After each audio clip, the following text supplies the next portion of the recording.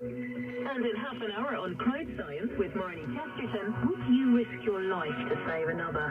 We ask whether there's really such a thing as a hero, or if how we act in emergencies all comes down to how we calculate risk. That's in half an hour. Stay with us for Focus on Africa, here on the BBC World Service, the world's radio station.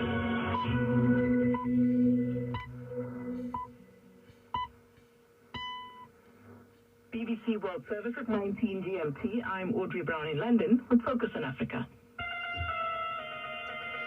Massive protest led by a powerful imam against the president of Mali. Hundreds of would-be migrants caught between the desert and the deep blue sea in Dxer. Ireland provides shelter, food, medical and psychosocial assistance.